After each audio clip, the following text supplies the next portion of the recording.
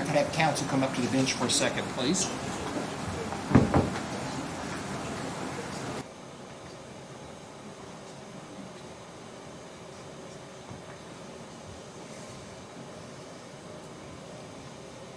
Very important question. This may be the most important question.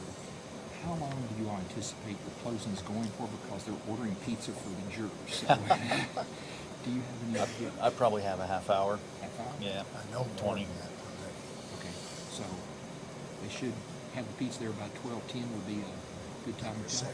Perfect, thank you all. Told you it was an important question. Yes, the most important.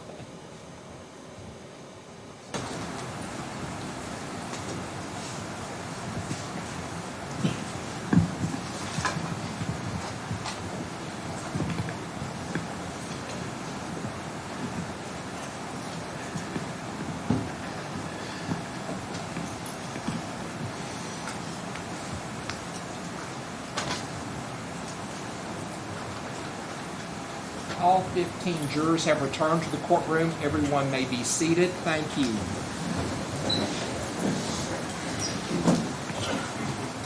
Ladies and gentlemen of the jury, I believe counsel waived the call with the jury. Yes, so waived. Ladies and gentlemen of the jury, I believe they handed you a copy of the instructions. So what I'm going to do right now is read those instructions to you. So if you'll follow along with me. The jury is instructed as follows. Instruction number 1, presumption of innocence. The law presumes a defendant to be innocent of a crime, and the indictment shall not be considered as evidence or as having any weight against him. You shall find the defendant not guilty unless you are satisfied from the evidence alone and beyond a reasonable doubt that he is guilty. If upon the whole case you have a reasonable doubt that he is guilty, you shall find him not guilty. Instruction number 2, definitions. Intentionally. A person acts intentionally with respect to a result or to conduct when his conscious objective is to cause that result or to engage in that conduct. Physical evidence means any article, object, document, record, or other thing of physical substance. Official proceeding means a proceeding heard before any legislative, judicial, administrative, or other governmental agency or official authorized to hear evidence under oath. Instruction number 3. Under this instruction, you may find the defendant not guilty, or you may find him guilty of conspiracy to commit murder or facilitation to commit murder. Instruction number 3A, conspiracy to commit murder, Class B felony. You will find the defendant guilty of conspiracy to commit murder under this instruction if and only if you believe from the evidence beyond a reasonable doubt all of the following. A, that in Nelson County on or about July 3rd, 2015 and or July 4th, 2015 and before the finding of the indictment herein, the defendant acted with the intent to promote or facilitate the murder of Crystal Rogers. And B, that in so doing, the defendant agreed to aid Brooks Houck in the planning of this murder. And C, that pursuant to and in furtherance of that agreement, the defendant transported Joey Lawson to the vehicle of Crystal Rogers with the purpose of relocating said vehicle. Instruction number 3B, facilitation to commit murder, Class D felony. If you did not find the defendant guilty of conspiracy to commit murder under instruction number 4A, that should be 3A. I apologize, I missed that. So that should be 3A. I'm going to make that change on the original. You will find the defendant guilty of facilitation to commit murder under this instruction if and only if you believe from the evidence beyond a reasonable doubt all of the following. A, that in Nelson County on or about July 3rd, 2015 and or July 4th, 2015 and before the finding of the indictment herein, the defendant acted with knowledge that Brooks Houck intended to kill Crystal Rogers. And B, that the defendant agreed to assist in moving Crystal Rogers' vehicle while knowingly providing Brooks Houck with the means or opportunity to kill Crystal Rogers. And C, that the defendant participated in the movement of said vehicle which aided Brooks Houck in killing Crystal Rogers. Instruction number 4, tampering with physical evidence, Class D felony. You will find the defendant guilty of tampering with physical evidence under this instruction if and only if you believe from the evidence beyond a reasonable doubt all of the following. A, that in Nelson County on or about July 3rd, 2015 and or July 4th, 2015, and before the finding of the indictment herein, he altered the driver's seat of the vehicle of Crystal Rogers, which he believed was about to be produced or used in a criminal proceeding, and B, that he did so with the intent to impair its accuracy, and C, that the driver's seat was physical evidence as defined under instruction number 2, and D, that the criminal proceeding was an official proceeding as defined under instruction number 2. Instruction number 5, unanimous verdict. Your verdict must be unanimous, it must be in writing, and it must be signed by one of you as foreperson. And then there's a place where I will date and sign the original. That's the form you'll return to me. Attached are your verdict forms. Page 5 is instruction number 3 verdict form. You have 3 choices there. Choice number 1. We, the jury, find the defendant not guilty of conspiracy to commit murder and facilitation to commit murder under instruction number 3. Or, choice 2, we, the jury, find the defendant guilty of conspiracy to commit murder under instruction number 3A, signature line for the foreperson. Or your third choice, we, the jury, find the defendant guilty of facilitation to commit murder under instruction number 3B, and there is a signature line for the foreperson. The next page is the verdict form for instruction number 4. You've got 2 choices. Choice 1 says, we, the jury, find the defendant not guilty of tampering with physical evidence under instruction number 4, a signature line for the foreperson. Or choice 2, we, the jury, find the defendant guilty of tampering with physical evidence under instruction number 4, and there's a signature line for the foreperson. So at this time, Mr. Wolf, are you ready to do your closing? I am, Your Honor. Proceed when you're ready. Thank you, sir. May it please the court, counsel for the Commonwealth. Mr. Lawson, Mr. Butler.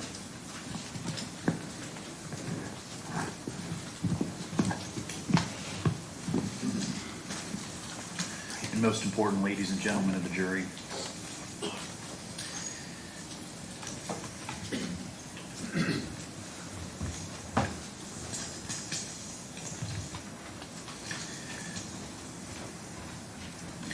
I'd like to start off by basically thanking you for your attention to this matter.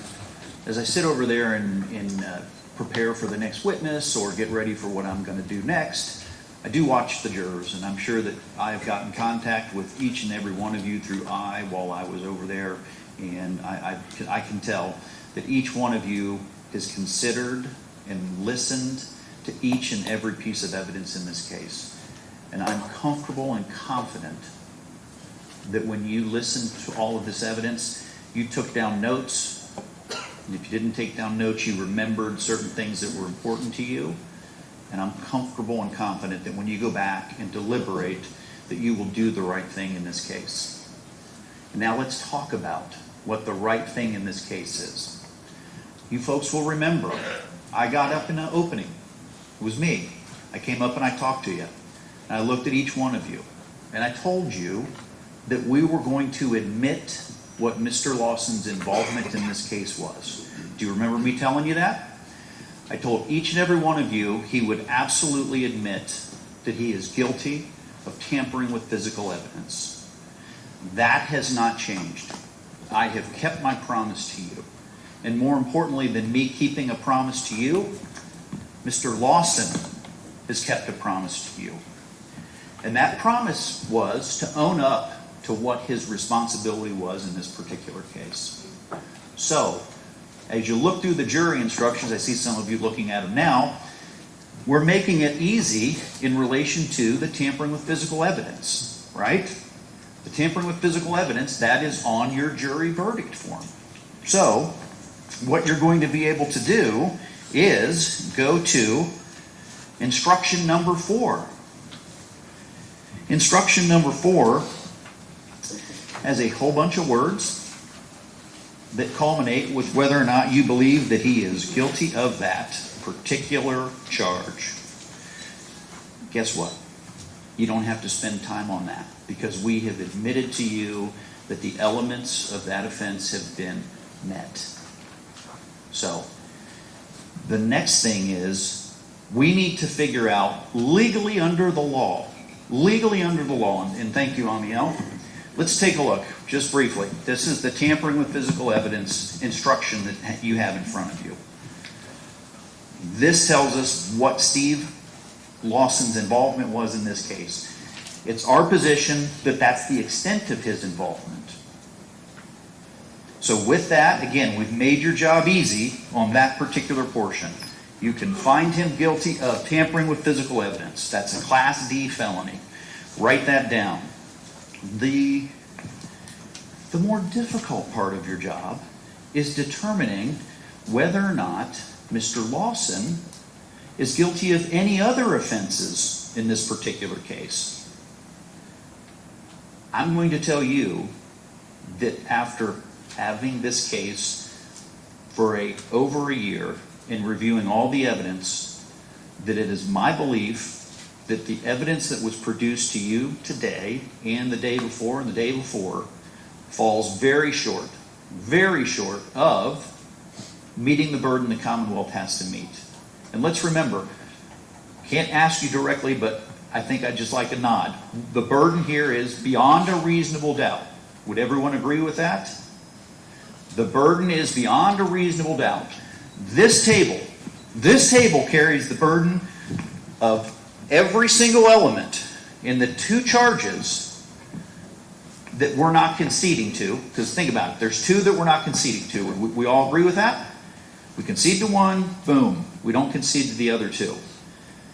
Every single element. When I say element, I mean, in Amiel, let's go to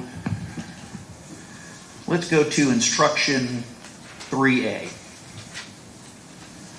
When I speak of the term element, and I know as a lawyer I sometimes say these things like people understand it. And I know that that's just something in my vernacular. Anyway, the point of the story is, each of these things that you read here is an element of the offense. So A is an element of the offense. B is an element of the offense. And C is an element of the offense. And within A, B, and C, there are a bunch of words. And I'll get to how important those words are here in a minute.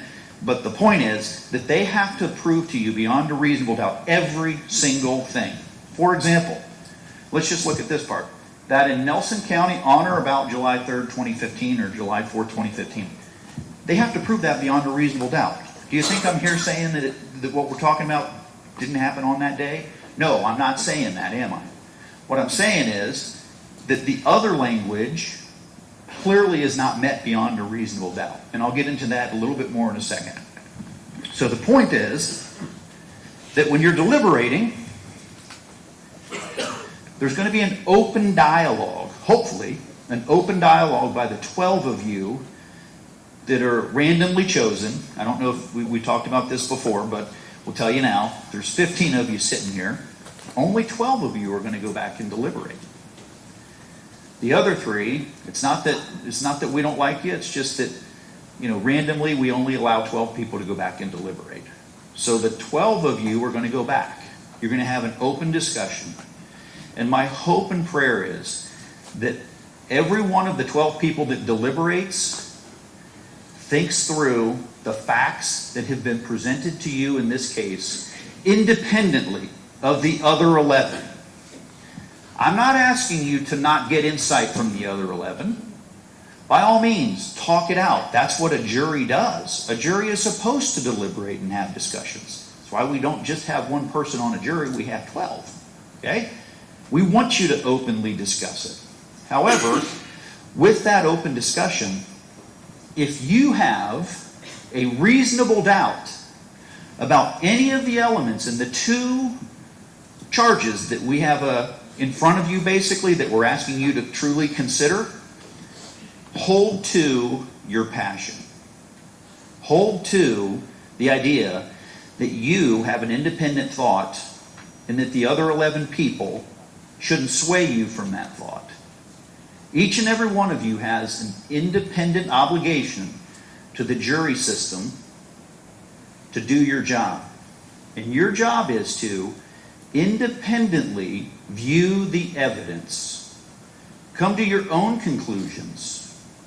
And if there's a one of you in the 12 that has any belief that any of the elements, just one of the elements of each of those charges is not met, if they have not met the burden beyond a reasonable doubt, what does that mean? That means that the government has not met their burden, and Mr. Lawson is not guilty. Is not guilty.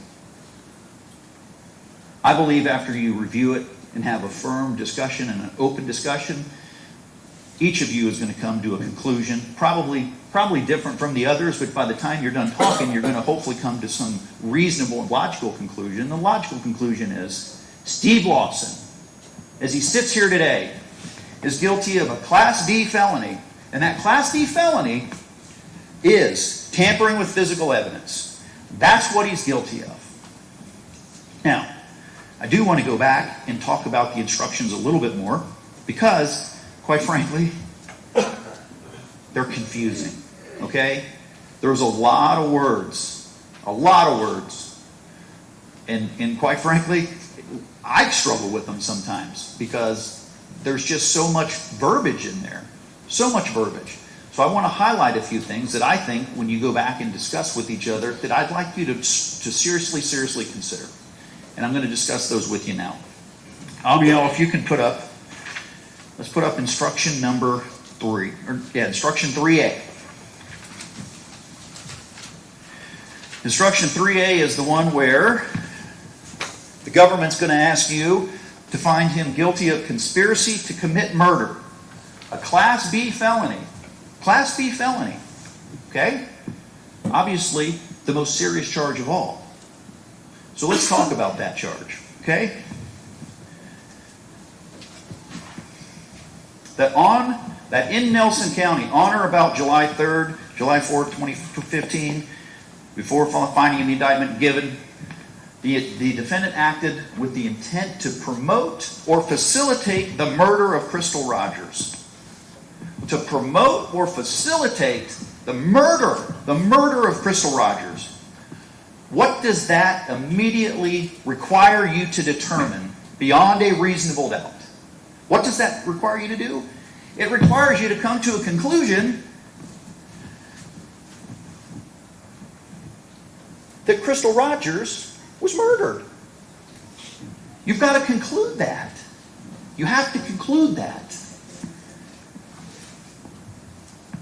Let's think about that. Was the evidence here beyond a reasonable doubt that Crystal Rogers was murdered? Was it? I don't think so. It's not what I heard. Let's move on. If you get past that,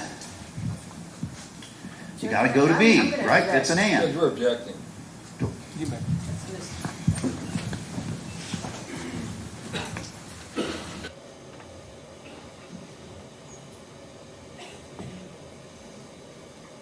Judge, you have to have the intent to promote or facilitate, not to complete the crime.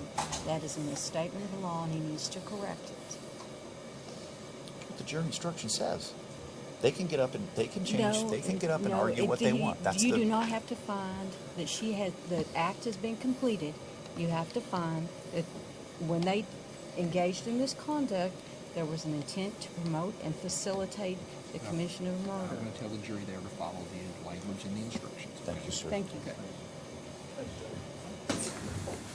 Ladies and gentlemen, the court just needs to reiterate, you need to follow the exact words in the instructions. You may proceed. And what that... See if I turn my cell phone.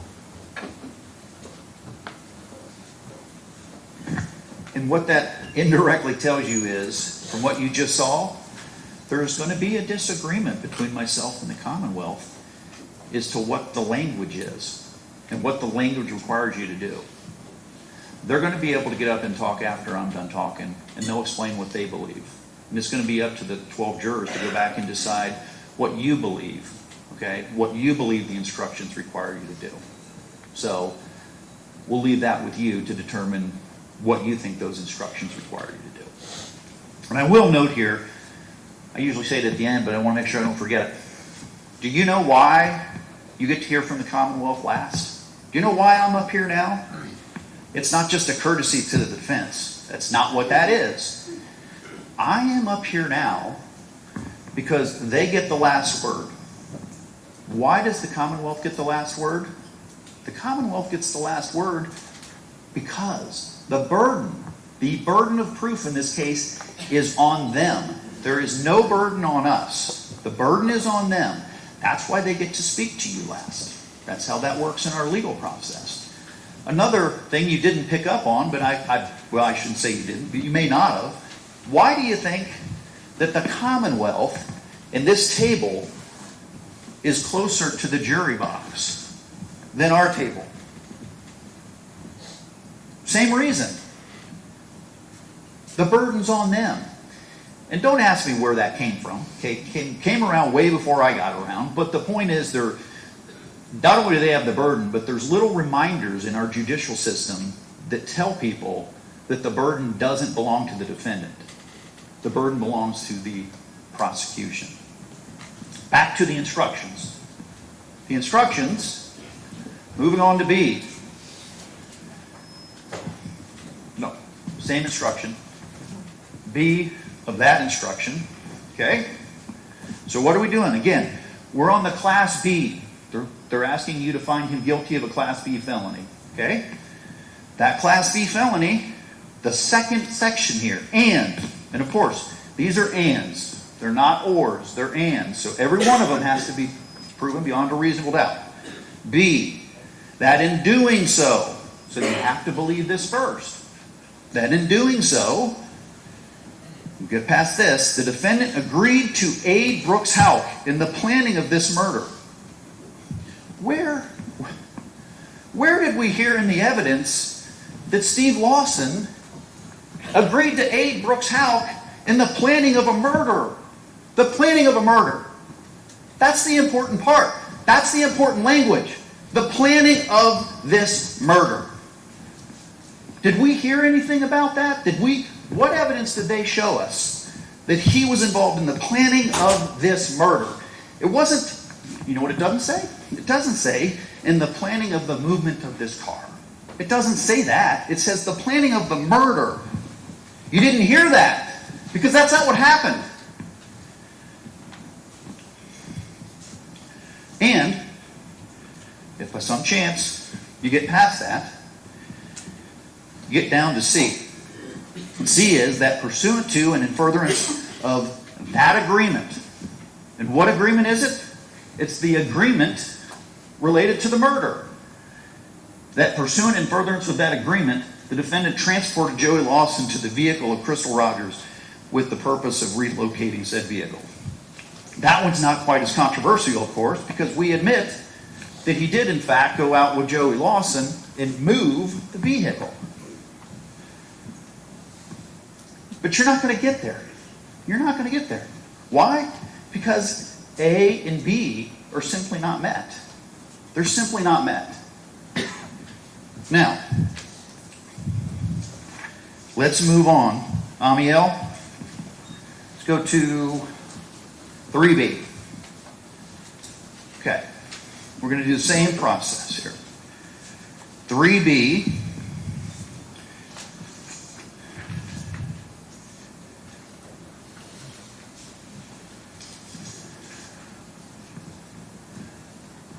Same process.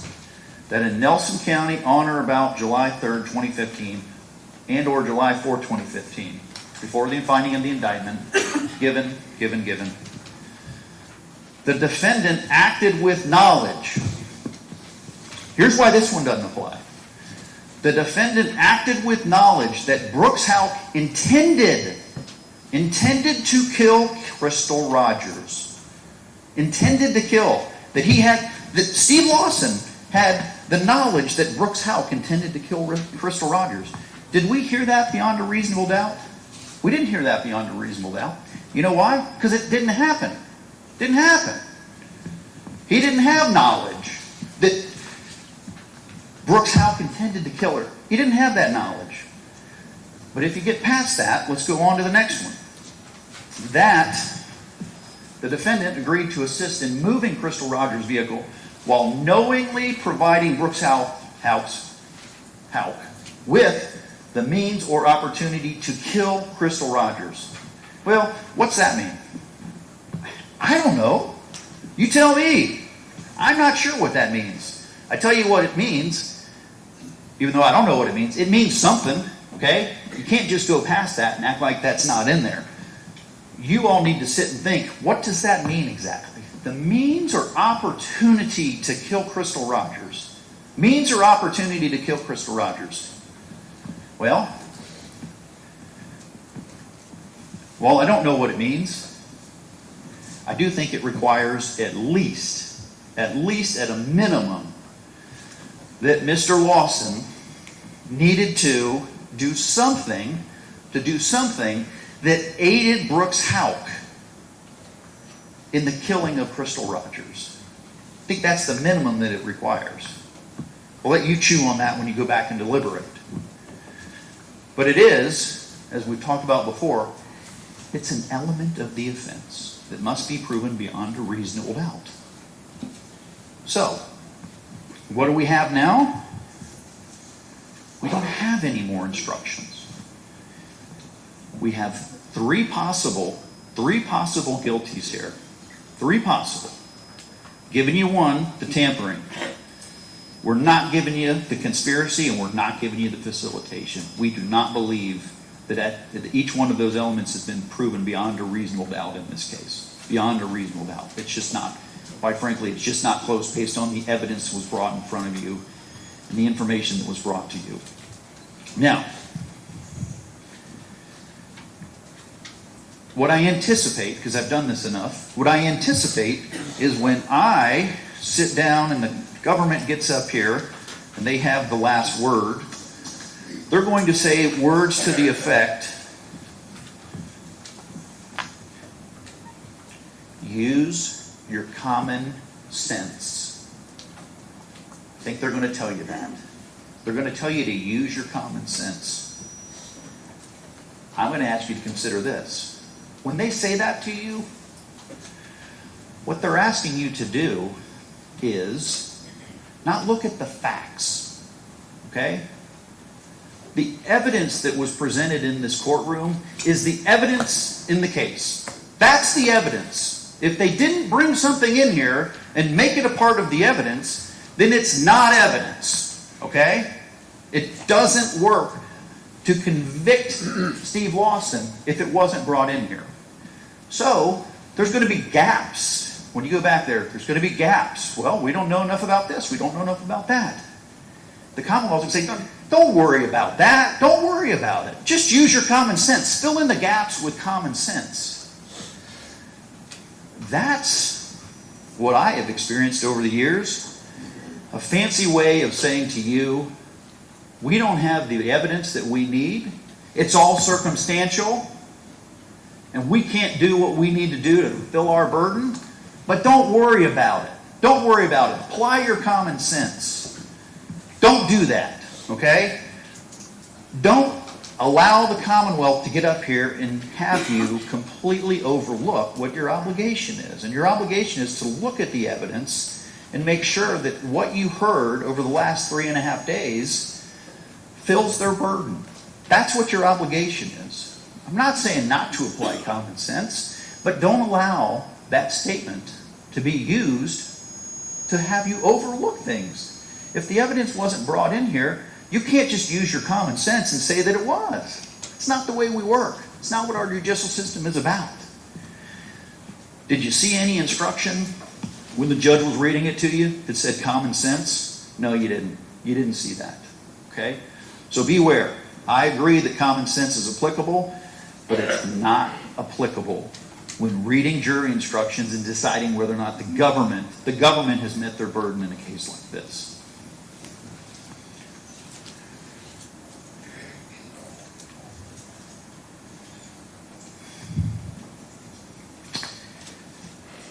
A few more things to think about, and I promise I'll sit down here so that your pizza will not be cold by the time you get back there.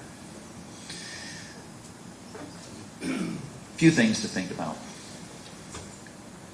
I'd ask you to seriously consider a question of why are we here today in judgment of Steve Lawson,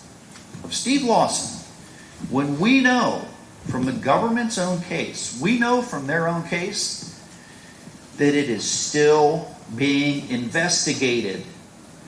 To this very day, the disappearance of Crystal Rogers is still being investigated. They are still taking leads. There's still phone calls coming in. They're still investigating. Some might say, you know, we probably need to do a full, thorough, complete investigation, wrap it up, before we put this in front of a jury and ask a jury to convict a man of a Class B felony. I'd ask you to think about that. Can we at least complete the investigation before we come in here and ask you folks to put this man away for what will most likely be to the end of his lifetime?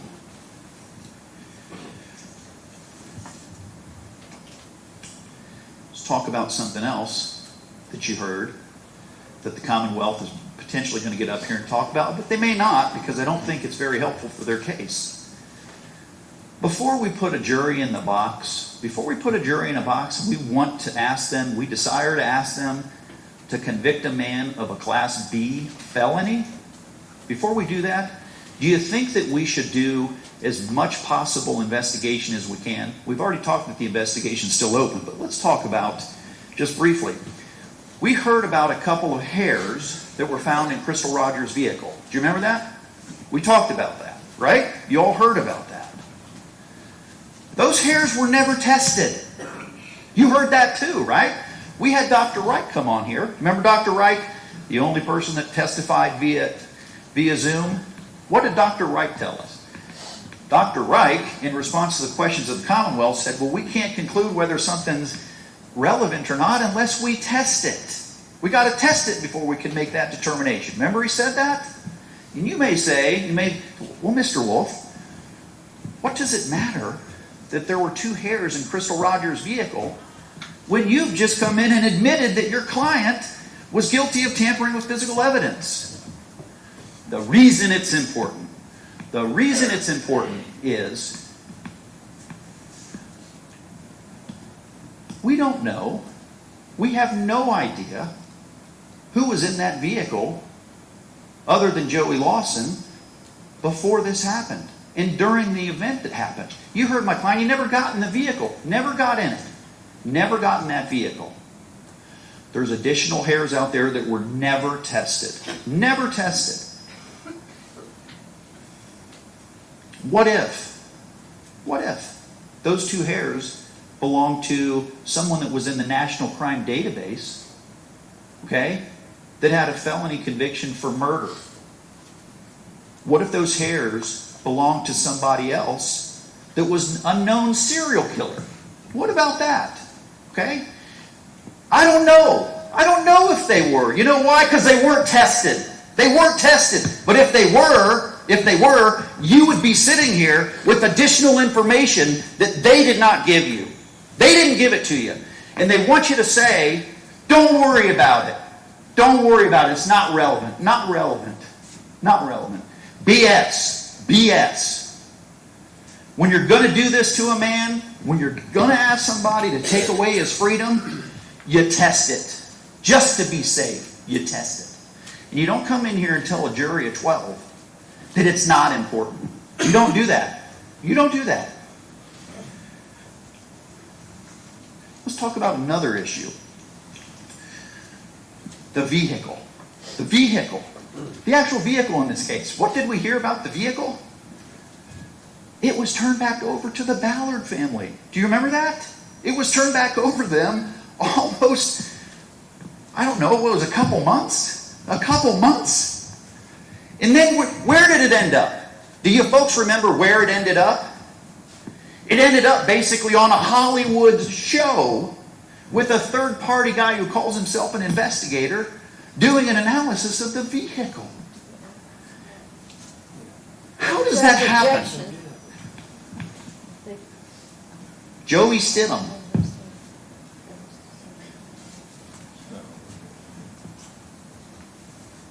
Judge, I don't believe that was supported by the evidence.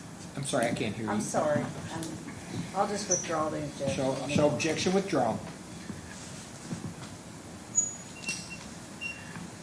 If we're talking about a case where the Commonwealth believes that my client engaged in some kind of conspiracy to commit the murder of Crystal Rogers, and the last place we know her to have been was in her vehicle, how in the world does that vehicle get turned over to a Hollywood company to do an investigation to be put on television without it being held by the Commonwealth? How does that happen? That defies logic. It is an absolute absurdity to think that car should not have been maintained as evidence to this very day, so that it could be checked out by the defense. It could be checked out by other people. No, it was turned over to the Ballard family. What are we doing here? This is crazy.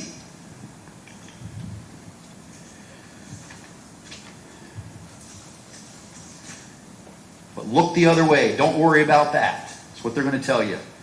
Red herring. Wolf doesn't know what he's talking about. He's trying to take you down a road.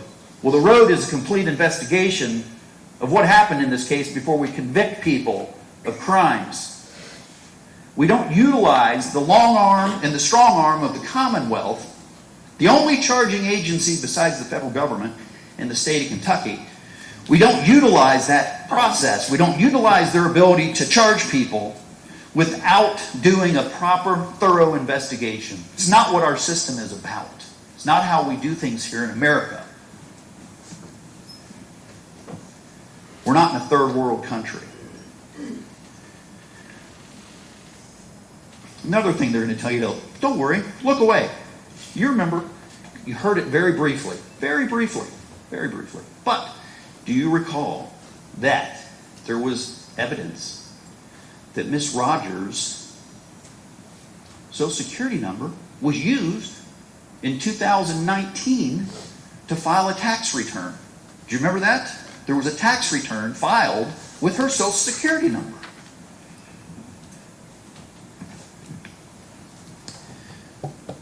I don't know where she is. And I hope and pray that she is alive somewhere and this is all just a big mistake. I hope and pray that. Okay? I really do, for her and her family. What did we hear in relation to the IRS? Did anybody come in here and say that we went and looked at that? We went to the house that the return came from? Did we hear any of that? We didn't. You know why? Because it didn't happen. Didn't happen. We heard Mr. Young tell us in his cross-examination, well, people were stealing back then, remember? It's all fraud. It was all fraud. It was all, something about President Trump or something, if I remember what he said. It's all fraud. Pure speculation. Pure speculation, okay? The fact is, somebody did file a tax return with her Social Security number in 2019. Don't you think that's something that we should have looked into? Do you think that's something that we should take and run with? I would think so. I would think so. Before asking somebody like Steve Lawson to go to prison for an extended period of time, I think we check every one of the boxes. We look at everything.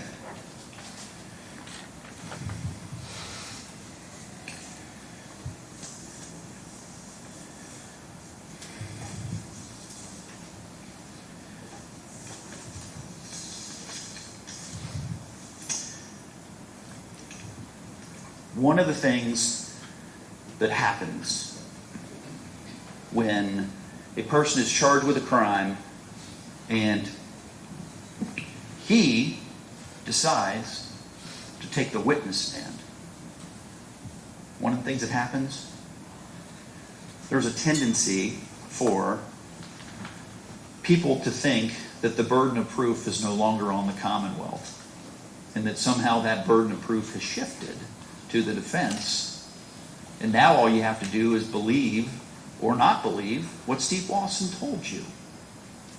And if you don't believe him, then somehow he is guilty of the crimes as he is charged. I'll ask you to stay away from that fallacy. That's a fallacy. That's something that's not true. He got up here and testified. You may not have believed everything he said. I don't know. I don't know if you did or not. I believed everything he said because I've been involved in this case for an extended period of time, and everything he said checked out for me, checked out from the beginning. Everything. But you may not feel that way. But guess what? If you didn't believe something that he said, you're still obligated to go over those jury instructions and find each and every one of the elements to have been proven beyond a reasonable doubt. Okay? So keep that in mind. Please keep that in mind. That did not shift the burden to the defense in any form or fashion when he got on the witness stand and told you his story. It didn't happen. And I give him credit for doing that. Vast majority of my clients don't get on the witness stand. They don't. Okay? They got something to hide. They don't want to tell everything. You didn't hear that here. You heard an honest, heartfelt rendition by this man about what happened the night of July 3rd, moving into the morning of July 4th. You heard from him what happened. You heard. And as he stated to you, he didn't know about the murder. That's the key here. He didn't know about this. Call it a murder, but was it a murder? I don't know if it was a murder or not. I don't know. And you folks don't know either. You don't know. Because that's not been proven to you. There's no proof that there even was a murder, let alone an agreement to commit a murder. Or an agreement to do something in furtherance of this magical murder. Here's what we're doing. Here's why this courtroom is full of people. Full of people. I don't know, standing room only maybe? Here's why we're here. And I think it should be obvious to you folks. We're here because the Commonwealth has decided that enough time has elapsed. We now need to bring closure for the Ballard family. That's why we're here. We're here because of a conscious decision by the government to bring closure to this family. Ask yourself, what closure are we possibly going to give the family when we still don't know what happened to Crystal Rogers? What closure are we going to give them? This was a rush. I know it sounds kind of counterintuitive when I say this to you. Sounds counterintuitive. This to me was a rush to the courthouse. It was a rush to the courthouse. 10 years, right? How could that be a rush? It was a rush to the courthouse because there was enough outside pressure to appease the community, to appease the Ballard family, and get somebody on the hook and somebody found guilty in relation to the disappearance and murder of Crystal Rogers. That's why we're here today. That's why we're here today. And as much as I feel sympathy for them, as much as I feel sympathy for everybody in here who is showing their support for Crystal Rogers, my allegiance is to the Constitution of the United States. The Constitution of the United States requires us to not put people in jail, to not take away their liberties, to not do anything to them until they have been given a fair and adequate trial with any and all evidence being presented to the jurors. That's what they're entitled to. That's what our Constitution commands of us. We're here in Bowling Green, Kentucky. Last I checked, we're in the United States, and we're entitled to those protections. Each and every one of you is entitled to those protections, and everybody at that table, and everybody in this jurisdiction, everybody here is entitled to it. Let's not, because we feel bad for the Ballard family, let's not because we want to close a chapter in this mystery. Let's not allow that feeling that's tugging on our hearts to close this. Let's not allow that to overcome your obligations as jurors to look at each and every element, and make sure that that table has proven beyond a reasonable doubt each and every element. Remember, talked about this at the beginning, right? Remember that rock? Everybody remembers the rock, right? They started with the rock. What did I do? I said, I like the rock, but you know what? It's not on my table. It's not over here. The rock is over here. The rock is on this table, and it's their burden to pick up that rock and drop it over on this side. Let's not allow the movement of that rock to take place to appease a hurting, longing community searching for answers for the disappearance of Crystal Rogers. Let's not do that. Let's not do that. This is a sanctuary. You folks are in a sanctuary. That sanctuary is the criminal justice system. It's the jury box. You're in that sanctuary. Do not allow outside pressures, speculation, and lack of answers to lead you to a conclusion that just takes care of people's concerns for closure. Closure is not what we're going to get here. We're not. We're not going to get closure. We're not going to bring Crystal Rogers back. That's not going to happen.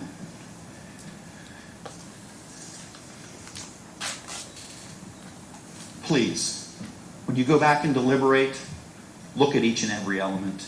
Analyze them to the extent that you feel necessary to believe that each and every one of them either has or has not been proven beyond a reasonable doubt. That's your job in this case. That's your role here. And I'm convinced that when you listen and look and review the evidence that you've heard over the past 3.5 days, that you will believe that the government has not proven beyond a reasonable doubt that this man right here has committed either the act of conspiracy to commit murder or facilitation to commit murder. Thank you very much. Who's going to do the Commonwealth's closing? Thank you, See Judge. when you're ready. Okay.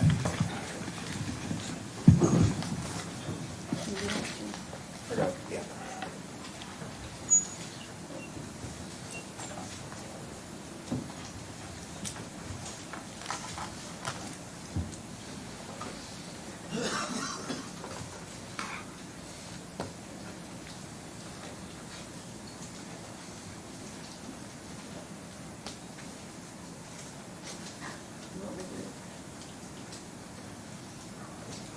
Okay.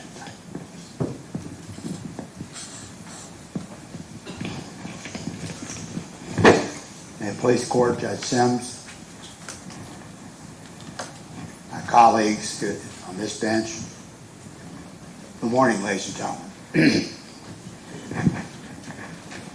Sometimes in the old days, when I was with the U.S. Attorney's Office and prosecuting cases, I would come out with a rebuttal that was necessary.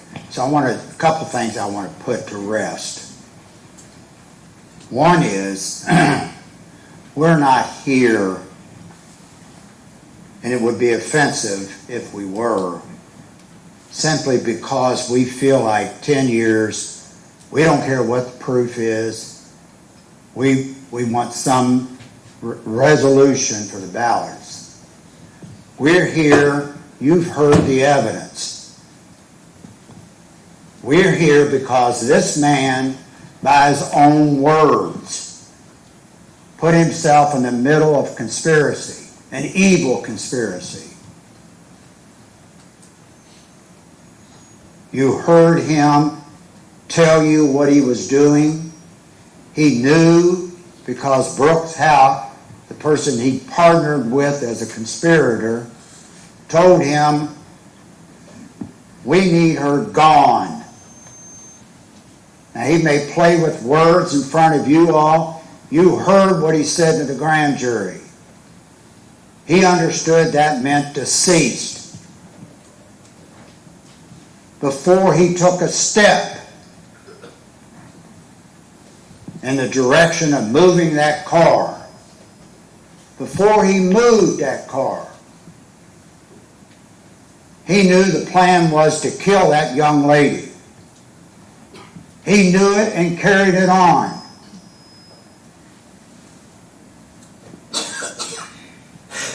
And he needs to carry that on his shoulders.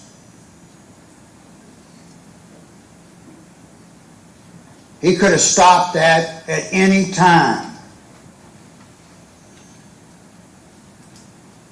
Just as you heard in the jail call. He knew she was going to be killed. That was the plan. They needed to get rid of the car. Use your common sense why. They wanted to create the illusion that she left to the high hills. Gone. We don't have to prove they actually murdered her. You need to struggle with that. Did he act to and facilitate in the direction of getting her murdered? That's a crime. That's a conspiracy to commit murder.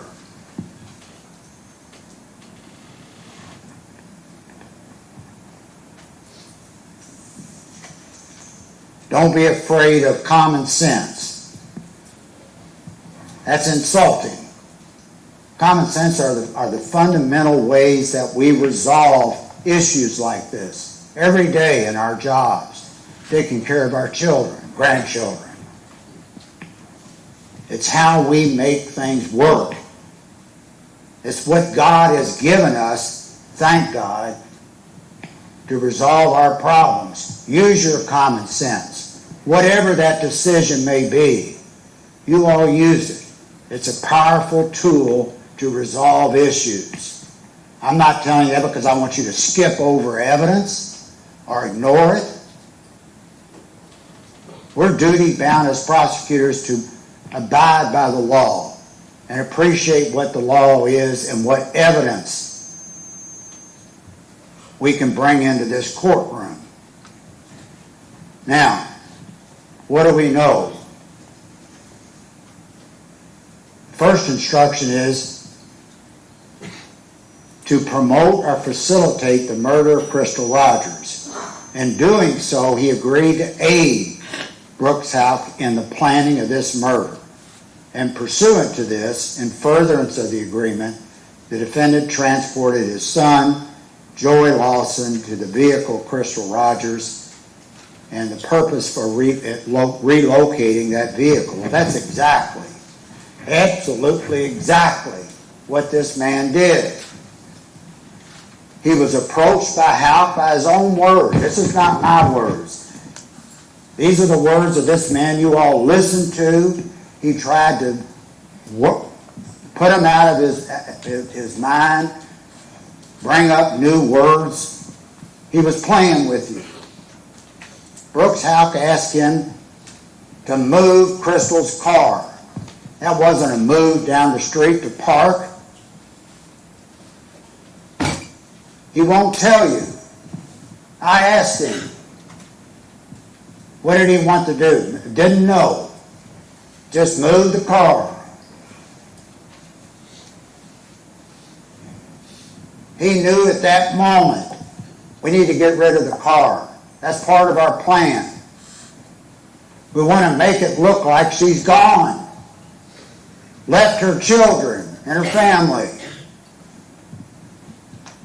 He knew that. That was the plan. It's ridiculous to say he didn't. Pathetic. But that's not the only thing he knew. Brooks Houck told him, I need her gone. He told you, you heard it in his words, it meant deceased. Brooks' plan was to kill this young woman. And how did he know he took it seriously? He reached over to Charlie Girdley. Maybe Girdley will do it. Remember that when you heard that? I'm paraphrasing Trump, but he was going to go to Girdley. He was going to find Girdley and see if Girdley will take care of this problem that Brooks Houck had. He knew the plan was to kill this woman. Every step he took after that was to facilitate and promote that plan of Houck's to kill that young woman. That's undeniable. He can play words with you and I this morning, but that's what he told the grand jury in September of 23, and that's what the truth is. What else tells you that? He wants you to think all he did was he just took the car and drove it around. Well, his conduct after July 3rd, belies that statement of his. He lies. We went through 8 or 10 with the FBI agent as an example. I never left the house that night of February the 3rd. Remember him telling you that? I was drinking.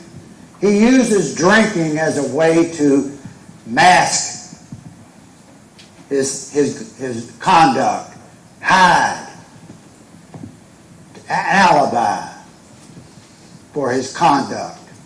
It's ridiculous. He knew exactly what he was doing. He lied and said, I never left the house. Why? Because he was out. He was outside tracking the car of this young woman. Where was it? It broke down. Let's get Joey, take him back. And then throughout that night, he's up on Thompson Hill and wants to tell you I'm out drinking. Just a coincidence. Just a simple coincidence. Don't use your common sense. He's up on the hill 4.5 hours. And it's just a coincidence. Those are the hours that this young lady was killed. But he had no role in that. I was just up there drinking. Comes back again several times. You saw it on the forensic evidence on the movement of his phone throughout that day. He is cleaning up the crime, helping it out.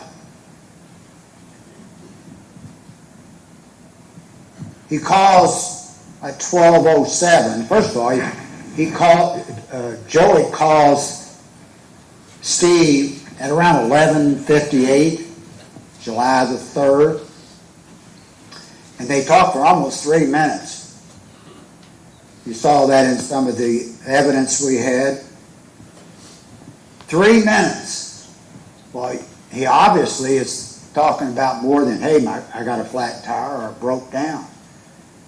They're trying to figure out what's plan B. What are we going to do? And they're talking for 3 minutes. That's what makes common sense.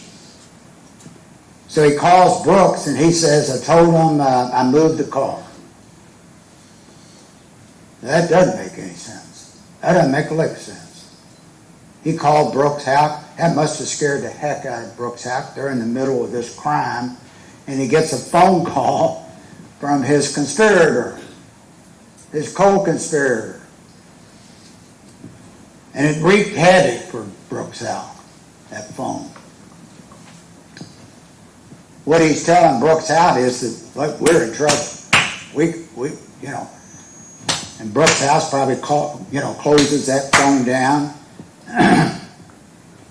because that puts now Brooks Houck and Steve Lawson together. And they stumbled. They made a mistake. So we got to cover that phone call at 12:07 on July the 4th. We got to cover that. Brooks Houck must have been sweating, wondering what they were going to do. He fouled up, made this call to tell them that they obviously had to tell them we broke down. So he tells you in the grand jury, you heard it. It's not just my words, it was his. They made up a phony story. They figured John Snow, the lead detective, this gentleman here, was going to be investigating Brooks. Now, he told you on July 5th, I started talking with him. Brought him back in on July the 8th. Detective Snow was trying to find out what happened to this young lady, and did something awful happen to her. So he brings in Brooks Houck, second interview,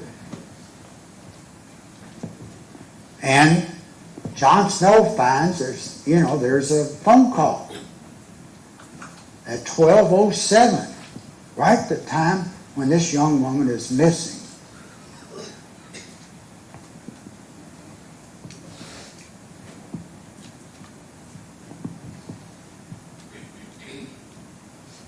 Brooks, first they get on the phone. He kind of, I got some work for you, and just to lead in. I need to know what was that call about? It was about getting his stepdaughter, Lauren, a house. That's why I called you. He tells you that was a lie. That was a cover-up. That was to try to get John Snow turned away from this issue. He didn't, but that's what they wanted. Why would he do that if he wasn't an important asset to this conspiracy to kill? He did it, like every criminal, to lie and cover up from their crimes. He admitted it.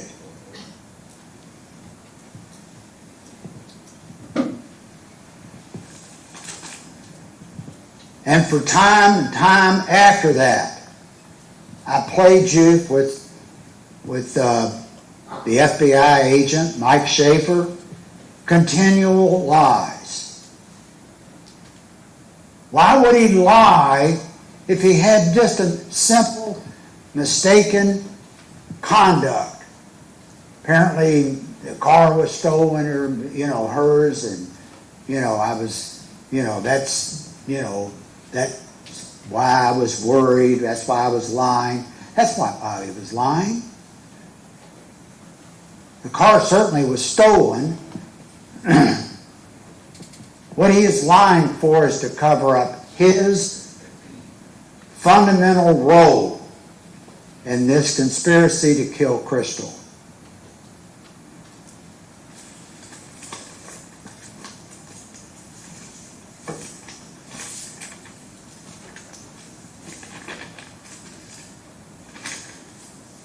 Let's go through a couple of my things here. When he lied to the FBI, when he said he never touched that car. Well, he obviously touched the car.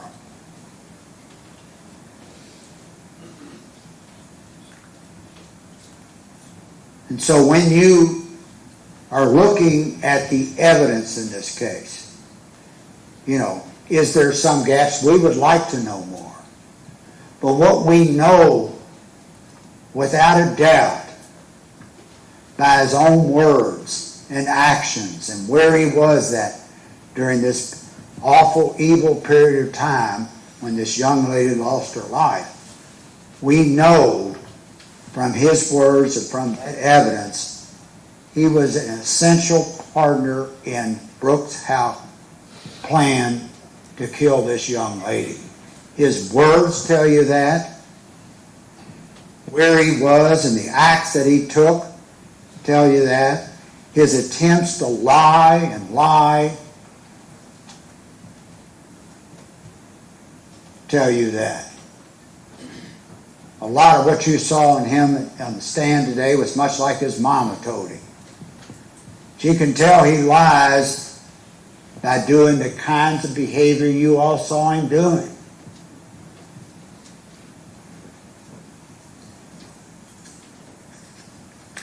Brooks House needed an important partner to take care of that car. And he needed someone to agree to kill her. Steve Lawson was involved in both of those. By his own admission,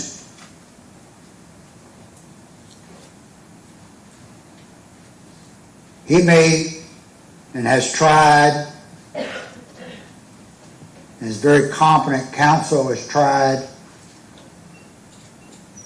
to lessen it, to make it less serious. It really was just, he put that car seat of hers up some because I didn't want it to come out that Joey stole the car. That's ridiculous. He brought it up there as a way to create the illusion that the last person sitting in that car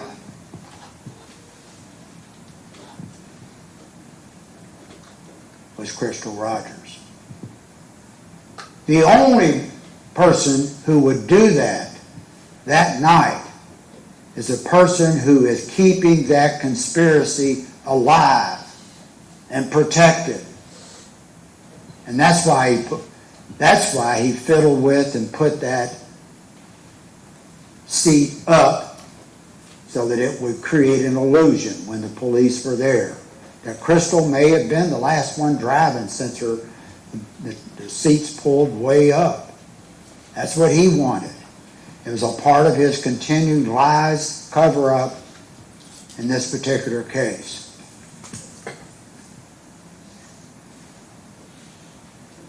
Stacy Kramer came in, I think's a former girlfriend for a while in 19 or thereabouts, worked with Brooke Houck, and she saw something very odd about the communication going on shortly before this crime occurred, this awful crime. And she told you that what Steve, over some conversations they had about this, Stacy said, and he was talking with Brooks Houck right before this, Steve was, and she was talking to him and asking, what's this about? And he said, I was talking to him about a girl I have to take care of that's on meth, and there are children involved. And Stacy asked if it was a family member, and he said no. He said, this is what I was talking to Brooks about. He was talking to Brooks at that time. He was talking to Brooks because Brooks is telling him, I need her gone and I need somebody to do it for me.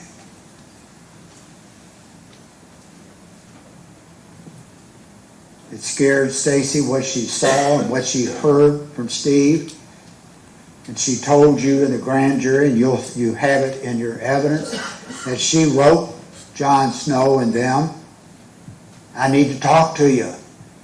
I got something that bothers me a lot.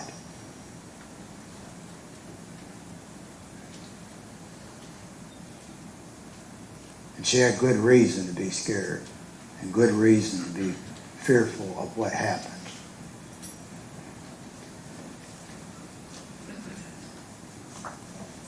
There are cases, sometimes perfect, but most are not. We're all human beings. Sometimes mistakes are made. Sometimes we can't find all that we want and need.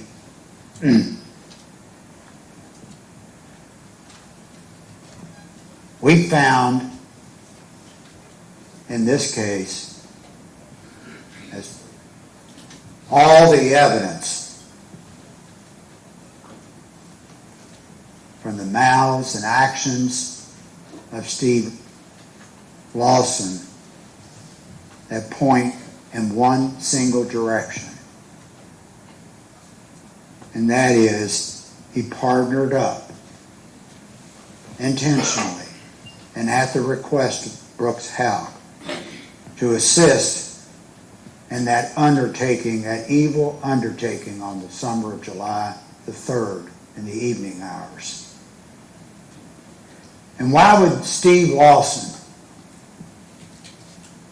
you may ask yourself, why would he do that?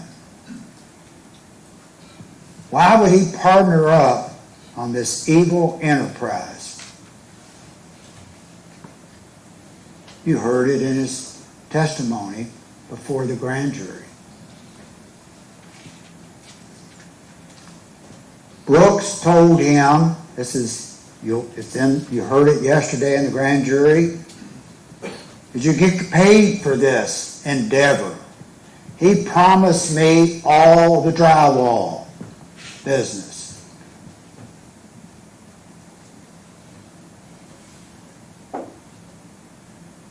All of that business was going to be mine.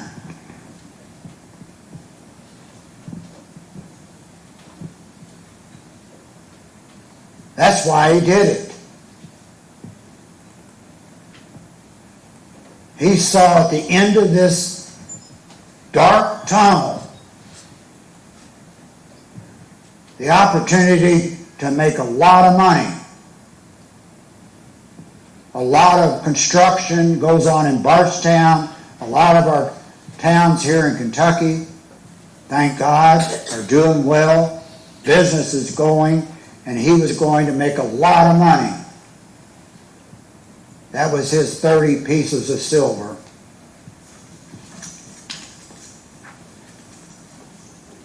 Let me go over a couple things I mentioned and then I'll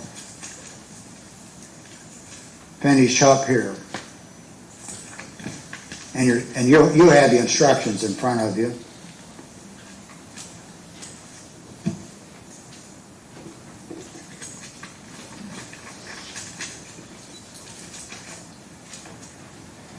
The proof in this case, all the elements are there. For he violated the conspiracy to commit murder. The plan was to murder. He knew it was to murder. We don't have to prove a murder happened, but we have a lot of proof they planned and took action.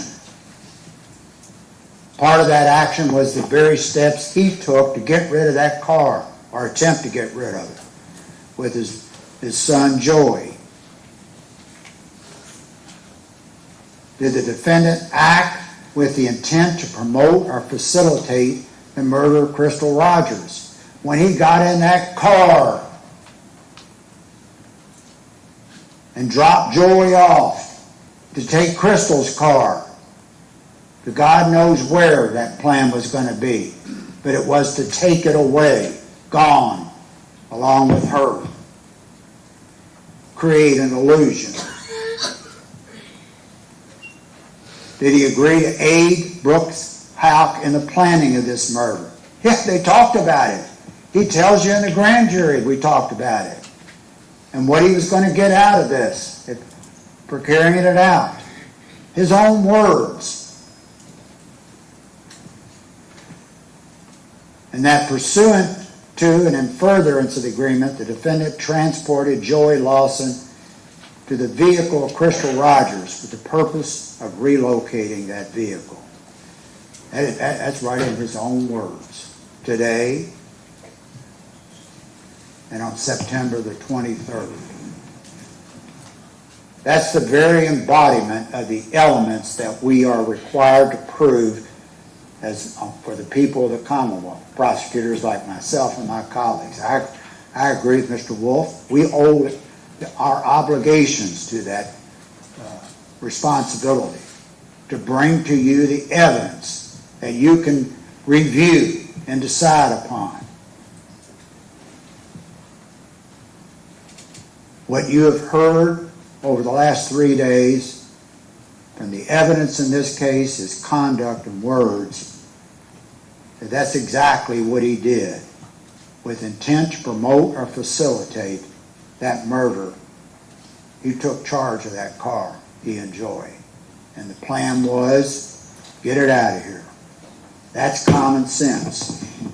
That's the God-given common sense that we need to decide what happened here.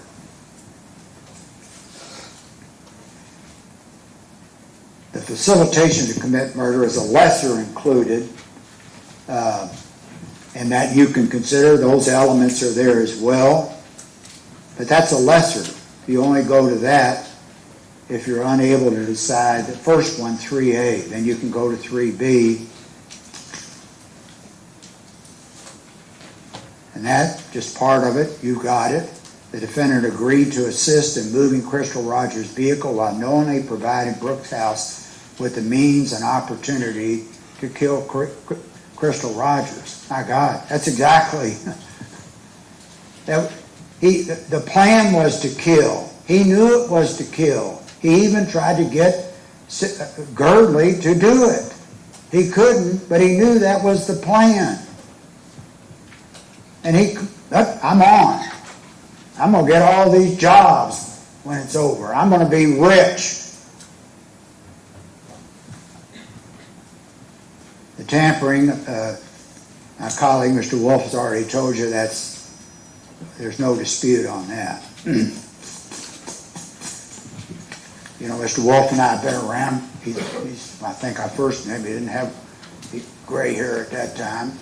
We've been around, and he's a good lawyer, and he's told you what all of us do. We're deeply grateful to the time that you all spend. Our Constitution is the best, and I think that's one thing Mr. Wolf and I agree on, and we respect it, both as in fact, we embrace it. And we embrace what you bring to our communities here to try to resolve these disputes. They're critical to all of us, and I would be, remiss if I didn't, like Mr. Wolf, say thank you for the time and all the attention you've given the last 3 or 4 days. Thank you all. Thank you, Judge.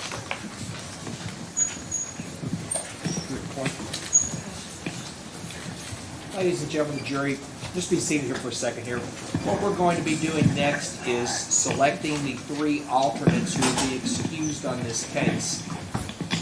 Whoever that is, I don't want you to leave mad at us because you've been up here for 4 days. I want you to understand how important it was to have you here. I've had trials where I've lost 2 jurors on the very first day. People get sick, things happen in people's families, so if I didn't have something like that happen, I didn't have enough, I'd have to declare a mistrial and do everything over. So that's why we had 3 alternates in place.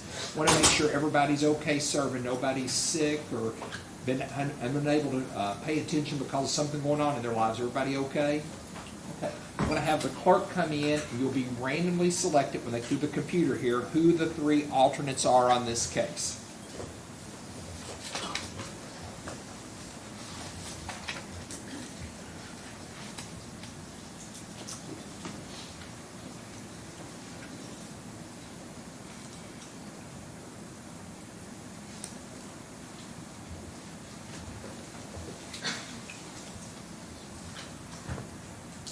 Whoever the 3 alternates are, I'm going to have the clerks or the sheriff's office escort you out to your vehicle to make sure you get out of here. If anybody from the media wants to talk to you, that's your choice whether you talk or not, okay?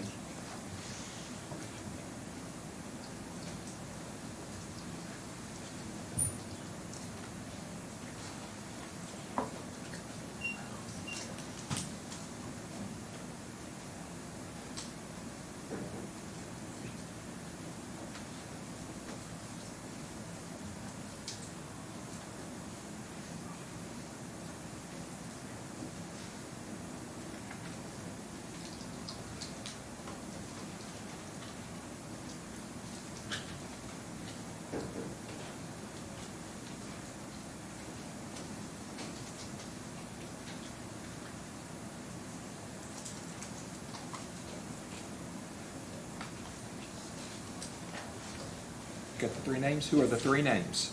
Kanissa Carr, Lawson Duval, and Samuel Thomas. You would need to button in your notebooks in the seat. The name is called. Okay. Those three jurors, on behalf of the court system, we sincerely appreciate your service. I know you're not well paid for this, and we certainly do appreciate it. So you three may now leave. Somebody from the sheriff's office will escort you out. And if I could have the bailiff who will be in charge of the jury come forward, so I can give you your oath.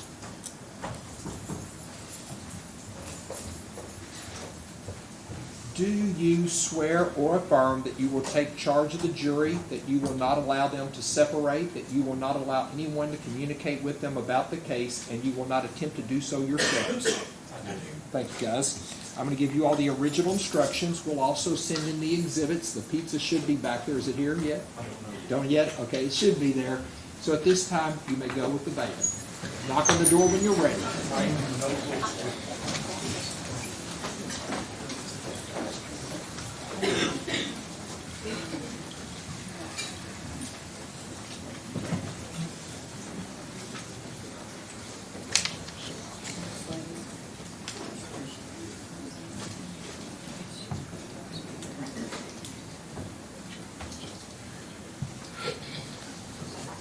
The 12 jurors have now left the courtroom.